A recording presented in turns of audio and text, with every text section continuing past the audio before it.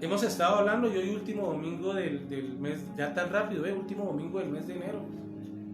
Vuelva a hallarme ese arbolito, vuelva a hallarme. Que se nos vino esto encima. Mire, cuando nosotros nos detenemos a mirar las bendiciones del Señor a nuestras vidas, todos tenemos una razón por la cual pedir, todos hemos orado pidiendo algo, todos estamos con necesidad, con la idea de recibir una bendición por parte de Dios, parte de nuestro Padre Celestial, todos. Ahora, la pregunta es, cuando recibes, o cuando recibas, en caso de que no lo has hecho, o cuando recibiste, si ya el Señor te bendijo con esa petición, ¿qué hiciste con esa bendición? ¿Qué pasó con esa petición dentro de tu corazón?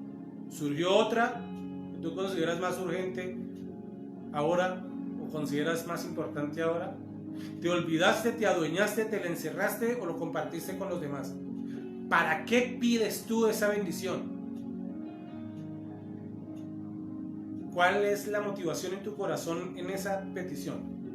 Bueno, vamos a estar leyendo una porción de la palabra muy conocida, gloria a Dios, una porción de la palabra que nos habla de eso, de el anhelo, del deseo de recibir, pero lo que hace este personaje con eso que ha recibido, con esa bendición, con esa petición que estuvo marcado durante toda su vida, y cuando lo tiene, ¿qué hace este personaje bíblico con esa bendición que el Señor le dio? ¿Y qué hubieras hecho tú en su lugar? Y como paréntesis, ojo con lo que le prometemos a Dios, mucho ojo con lo que prometemos a Dios. Yo les voy a pedir el favor que abramos nuestras Biblias en el primer libro de Samuel, capítulo 1, y vamos a estar leyendo del 9 al 28. Amén. Primer libro de Samuel, capítulo 1. Primer libro de Samuel, capítulo 1, de los versículos 9 al 28.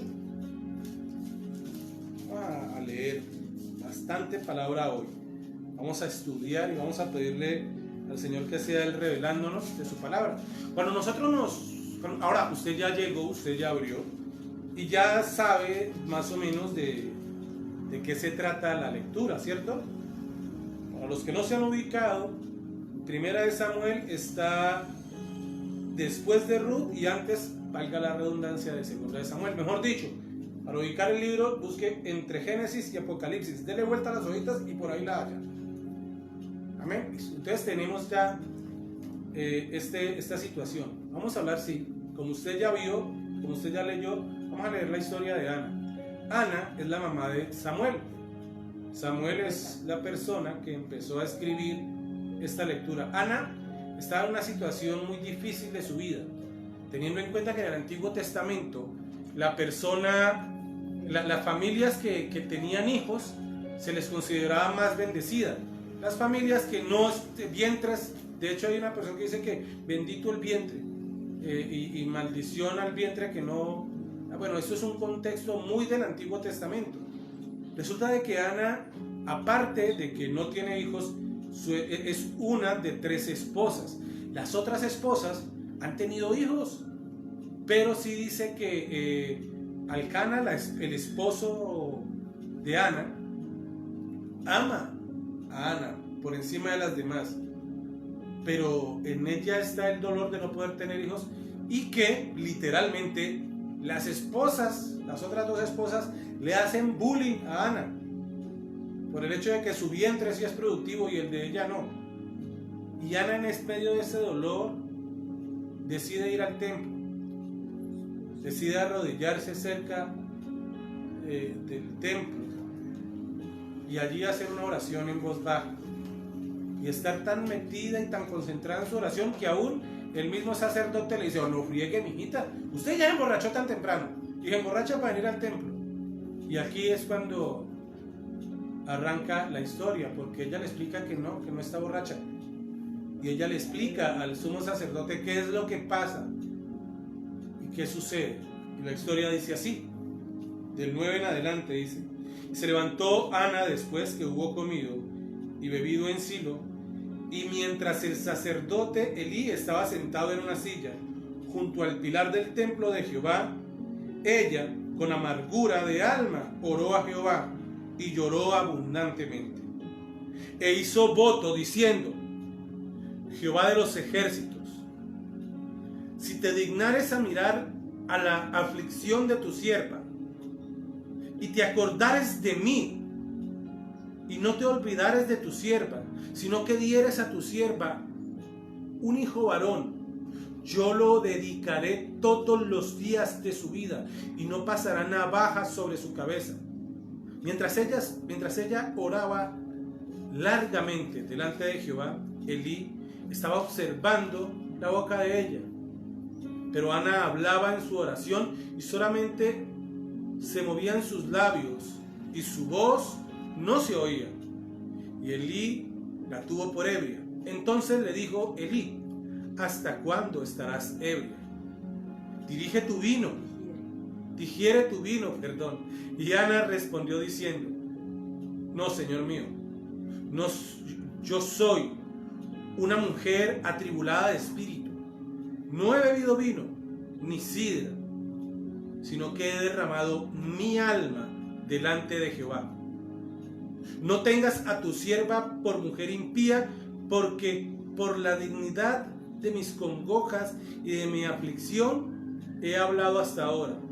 Elí respondió y dijo: ve en paz, el Dios de Israel te otorgue la petición que has hecho.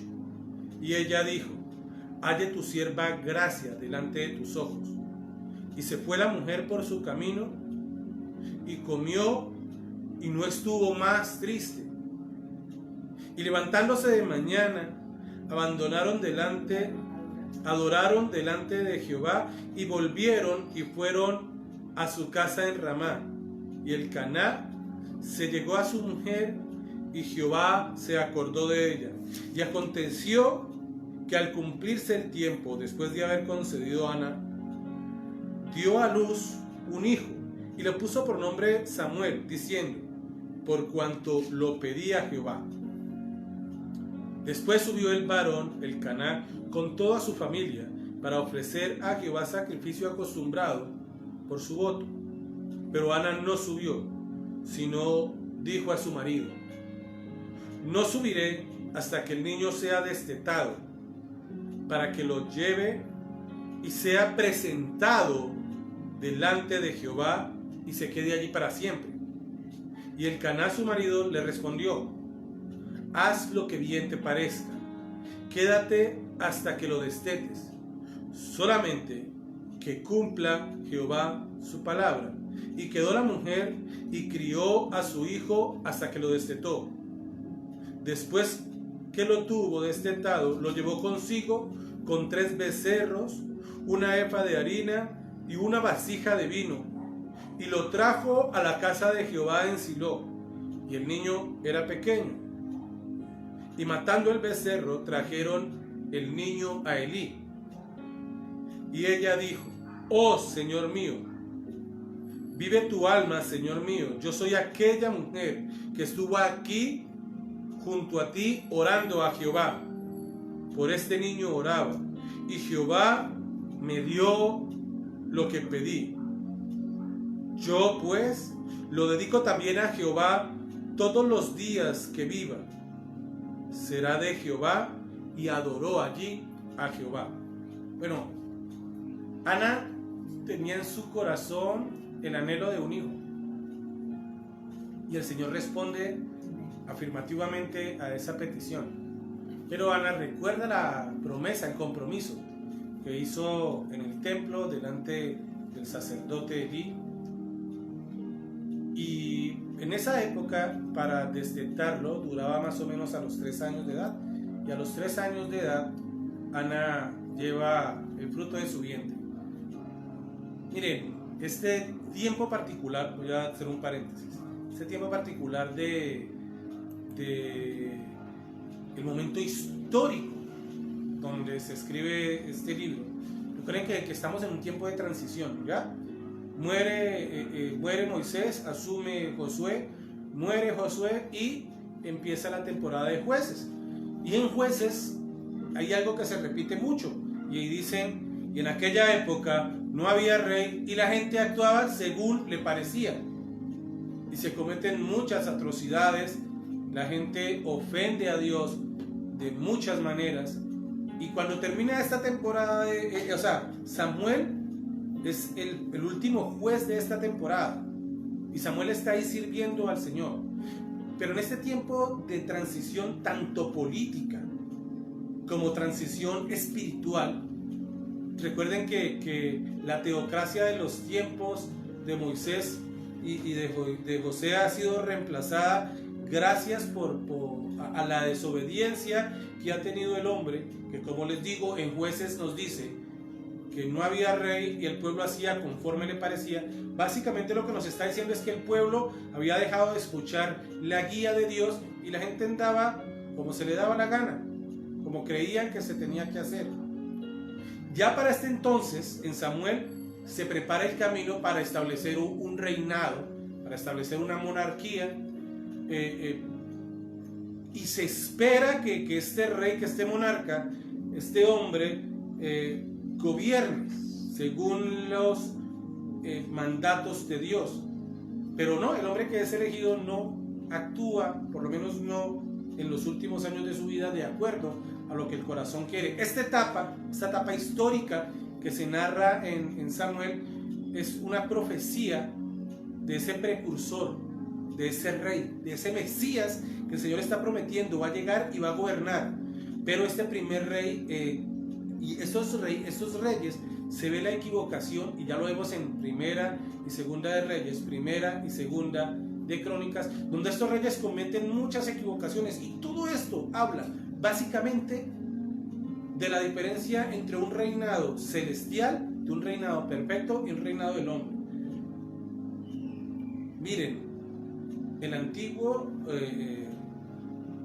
esa antigua forma de vivir, esa orden de viviente iba dejando paso a paso una orden para los profetas, para que ellos continuaran pues hablando de esta manera. Ahora sí, volvamos al caso de Ana. El caso de Ana era particular y era preocupante, porque si una esposa no podía tener hijos, bueno, pues era obligada a que cediera a uno de sus sirvientes, a su esposo, a una de sus sirvientas a su esposo, para que su esposo le diera hijos por medio de esta mujer. ¿Les trae recuerdos? ¿Los lleva a pensar en alguien? Sí, Señor, en Sara.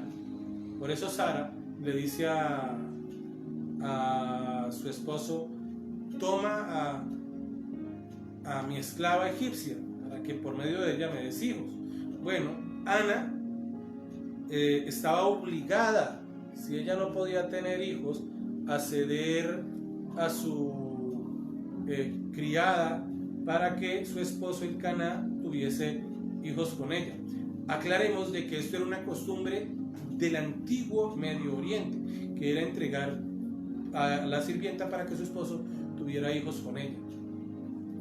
Cuando Elcaná vivió este proceso, una de las cosas que podía hacer Elcaná era divorciarse de su esposa, porque era estéril. Sin embargo, aquí miramos el amor del esposo, ¿no? Él demuestra que él ama realmente a Ana, porque él permaneció dedicado a ella, y aunque ella podía sentir que él la amaba más a ella que a los demás, de todos modos había un dolor en su corazón. Miren, Elcaná permaneció apegado al cuidado de su esposa de una manera amorosa, a pesar de lo que socialmente implicaba y lo que bajo la ley, el derecho que él tenía bajo la ley civil de actuar diciendo: yo me separo de esta mujer. Lo mismo pasa con la iglesia y con el Señor. Aunque la iglesia no esté dando los frutos, el Señor te ama, te cuida, el Señor te protege, el Señor se sacrificó por ti. Miren, nosotros podremos ver si usted observa con detenimiento este relato, yo no sé si usted lo ha visto, pero cuando usted observa, dése cuenta de que Ana pide, Ana clama, Ana ruega, pero no pide para ella. Es raro porque pide para ella, pero si usted analiza con detenimiento, ese favor de Dios que está pidiendo no es para ella. Ese favor de Dios que ella está pidiendo es para el mismo Dios. Mire, usted puede analizar y resaltar que cuando alguien está verdaderamente consagrado al Señor, no pide deseos en su propio beneficio. Cuando una persona está realmente consagrada al Señor, no pide al Señor, no ora al Señor con una actitud egoísta, sino que pide para la obra del Señor. Si tú anhelas ese carro, pide ese carro anhelando ponerlo al servicio de la obra del Señor. No te estoy diciendo que lo traigas a la iglesia y que hagas y te muevas conforme el pastor diga que mueva el carro, no. Pero cada que tú tengas la oportunidad de con ese carro, con esa moto, con esa bicicleta, con esa casa, ponerla al servicio del Señor, hazlo sin pensarlo dos veces. Las personas consagradas no son egoístas, sino que miran y buscan la manera de bendecir la obra de Dios. ¿Tú estás pidiendo un trabajo? Asegúrate que del trabajo que estás pidiendo, cuando el Señor te lo dé, cuando el Señor te lo conceda, busques tú la manera de bendecir a la obra del Señor allí, en ese empleo. Mire, cuando usted es consciente y da de lo mejor que tiene, ya sea su tiempo, ya sea su talento, ya sea su economía, ya sea ese tesoro, qué sé yo, que tiene usted, y no lo está ofreciendo, mire, pídale al Señor que nosotros podamos colocar eso a su servicio. Nosotros mostramos nuestra verdadera intención de adoración, el verdadero significado de adoración, cuando testificamos que nada de lo que tenemos es más valioso que el supremo valor de la gracia concedida por Dios. La invitación con respecto a estos temas que hemos estado viendo durante este mes es a desprendernos un poco de las cosas, desprendernos un poco de lo que nosotros consideramos valioso y lo entreguemos delante del Señor para que el Señor se sirva por medio de eso. Mi papá tenía una frase muy particular que a lo mejor en su momento no lo entendí o te da otra aplicación. Mi papá decía: las cosas no son del dueño, sino del que las necesita. Las bendiciones no son tuyas, son de quien la necesita. ¿Y quien la necesita? La necesitamos poner en adoración al Señor. A mí me llama mucho la atención gente que ha sido sanada por el Señor, que ha llegado, ha orado, ha pedido, ha clamado, el Señor la ha sanado, se paran y ahí siguen su vida como antes. Y el agradecimiento al Señor, ¿dónde está? Vamos a seguir actuando como estos hombres que tenían lepra, que cuando fueron sanados solamente uno se devolvió. Iglesia, si hayas sido bendecida, consagra esa bendición delante del Señor. Miren, a veces al querer consagrarte más para Dios, tenlo por seguro de que van a haber gente que no van a entender el ejercicio que tú quieres hacer de consagrarte a Dios. Va a haber gente que va a rechazar. Peor todavía, cuando aquello que tú tienes lo quieres consagrar al Señor, van a decir que es egoísmo. Esta mañana me llegó un meme que hablaba acerca de que a los niños desde chiquiticos tenía que dejárseles en libertad. Qué pena contradecir ese meme, pero yo consagré a mi hija para el Señor. Si yo consagré a mi hija para el Señor, mi responsabilidad es que ella sea formada en la fe, que sea formada en el entendimiento del compromiso que yo como papá hice en su nombre. Me van a rechazar, van a pensar, te van a criticar porque consagrarte al Señor por querer consagrar esa petición que has hecho delante del Señor. Una de las razones por la cual lo van a hacer es porque no entienden la forma de vida que tú asumiste, porque tú entiendes que esa es la forma que Dios quiere que tú vivas. Y otros simple y llanamente porque saben que nunca van a llegar a ese nivel de comprensión de tu relación con Dios. Mire, Ana no había podido concebir hijos. Y como les digo, en el Antiguo Testamento una mujer estéril era una mujer fracasada, no servía. Y esa esterilidad era una vergüenza social para ella y aún para su esposo, porque los hijos en ese contexto eran una parte muy importante de la estructura económica de la sociedad. Era una fuente de trabajo. En caso de que ella quedase viuda, entonces era su hijo quien iba a mirar por ella. El deber de un hijo era cuidar a los padres en su vejez. Y aún así, Ana, en medio de esa situación y ese dolor, ella decidió consagrar su hijo al Señor. Y si ustedes siguen leyendo, se van a dar cuenta que la palabra es muy linda, porque dice que Ana entregó a su hijo, pero eso no quiere decir que Ana se desentendió de él. Ana cada año subía a llevarle túnicas. Ana entendió que su hijo estaba recibiendo una gran bendición, siendo formado delante del Señor, y ella permanentemente iba recordando el ofrecimiento, dotándolo de aquellos elementos que iban a servir para la adoración. Si tú consagraste a tu hijo, si tú consagraste a tu hija, si tú consagraste a tu familia, tu ejercicio es que constantemente estés proveyendo para tu familia de la palabra del Señor, de la presencia del Señor. Que continúes en ese ejercicio de exhortar. Miren, mi mamá leyó Efesios 5, del 26 al 27, donde dice que está Pablo hablándole a los esposos y les está hablando del trato y les está diciendo que se dediquen a sus esposas, y le dice a las esposas que se sujeten a los esposos, y da ese ejemplo que lo tienen que hacer porque el hombre es cabeza del hogar, así como Cristo es cabeza de la iglesia, y dice que Cristo como cabeza de la iglesia, para hacerla santa, Él la purificó y que la lavó por medio del agua que es su palabra, para presentársela así. Voy a leerlo, dice: para hacerla santa, Él la purificó lavándola con agua mediante la palabra, para presentársela a sí mismo como una iglesia radiante, sin mancha, ni arruga, ni ninguna otra imperfección, sino una iglesia santa e intachable. Dios nos consagró y Jesús continúa proveyendo para nosotros.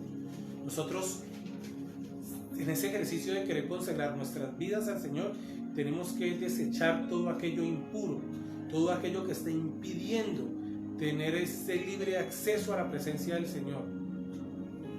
Que nosotros continuemos trabajando para alcanzar ese nivel de perfección que el Señor reclama de tu vida y de mi vida, por todo aquello que sea santo, sin ninguna falta que nosotros podemos cometer. Por eso Juan también nos exhorta que permanentemente estemos pidiendo al Señor y que recordemos que tenemos un abogado, que es Jesucristo. Es Cristo quien por medio de su sangre nos limpia. Es Cristo quien por medio de su sangre nos presenta puro delante del Padre. Y esa es la razón por la cual nosotros tenemos que ir a Jesús cada día a presentarle nuestros pecados, pidiendo perdón. Miren, mi hermano, mi hermana, ya para finalizar, anímese y anime a otros a que conozcan más de Dios, que conozcan más de Dios en su corazón, que conozcan más de Dios desde su corazón. Anímese y anime a los demás a no dejarnos llevar por aquellas cosas que nos apartan de la voluntad de Dios. Sepa, grábese esto en su corazón, que lo que agrada al Señor es lo que Él nos pide para vivir vidas ejemplares, vidas victoriosas, vidas de ejemplo a los demás, vidas que sean transformadas por medio de su Espíritu Santo.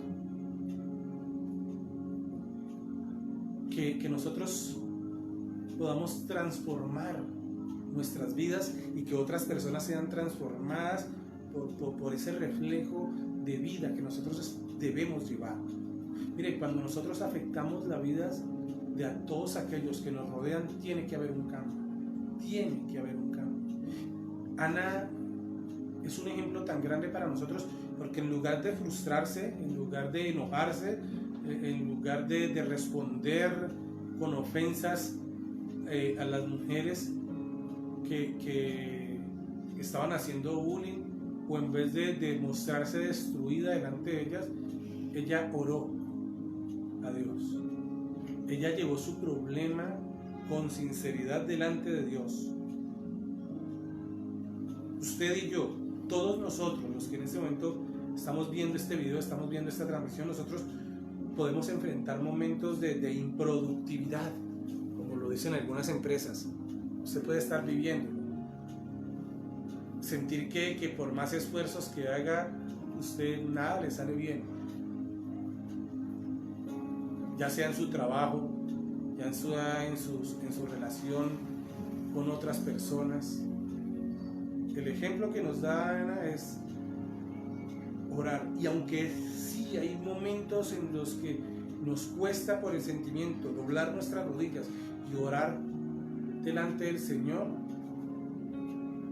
créame que cuando usted ora con fe, la oración es eficaz. Y también recuerde que Dios cumple sus promesas, y Él espera que nosotros cumplamos las nuestras. Y si usted en oración le ha prometido algo al Señor, cúmplaselo. Haga memoria. Y ese problema que usted tal vez no ha podido superar, confíe en que en Dios usted tiene la herramienta que necesita para hacerlo. Yo a usted no le estoy diciendo que es fácil, que eso es como decía mi papá, soplar y hacer botellas. No, yo sé que es un proceso difícil, yo sé que has estado luchando, yo sé que no has encontrado la respuesta, pero yo te aseguro que la oración abre el camino para que Dios obre en tu vida. La invitación de este mes y de todo este año es que te consagres a Dios, que vivas a Dios, que experimentes a Dios. Amado Rey, Padre Celestial, a ti la gloria, Señor, a ti la honra, a ti la alabanza, a ti la adoración, Señor. Bendito Dios, gracias por tu palabra. Gracias porque, Señor, tú eres fiel. Aunque yo no lo sea, tú eres fiel, Señor. Aunque la humanidad me señale, aunque me critiquen, Señor, tú me escuchas, me atiendes, me cuidas con tu amor perfecto, porque tú eres Dios.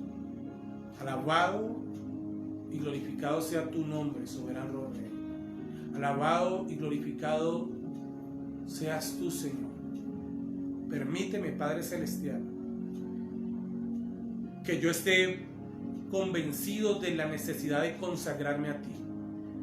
Permite, Padre Celestial, que la iglesia comprenda que nos debemos a ti y que debemos dejarnos de tanta cosa, tanta arandela que pusimos nosotros como hombres, y no tu palabra, Señor. Que nos quitemos de tanta exigencia vana, Padre Celestial, y mejor nos consagremos delante tuyo con la sinceridad que tu iglesia necesita, que tú exiges de tu iglesia, Señor. Alabado y glorificado sea tu nombre, soberano Rey. Padre Celestial, danos de tu inteligencia, Señor. Llénanos de tu sabiduría para que actuemos según tu voluntad, Señor, y no la nuestra. En el nombre de Jesús. Amén, amén y amén. Un saludo a Elvio Solarte, yo no lo había saludado. Un saludo también muy especial a Rosalba Molina, mi hermana Luz Marina Saraza, a el pastor Gerardo, a la hermana Ligia, que el Señor los bendiga, a Catalina Flor. Gracias por acompañarnos, gracias por recibir palabra. Quiero anunciarles que para el viernes de la próxima semana, el día viernes en horas de la tarde, si el Señor no dispone otra cosa, va a haber reunión de líderes pendientes del grupo de WhatsApp, que por ahí les estaremos enviando el link para que nos conectemos vía Zoom. ¿Listo? Para que estemos pendientes de esa reunión. Familia, que Dios te bendiga. Familia, que Dios te guarde. Recuerden que un anhelo en nuestro corazón debe ser consagrarnos a Dios. Amén. Que Dios te bendiga y saludes a la familia.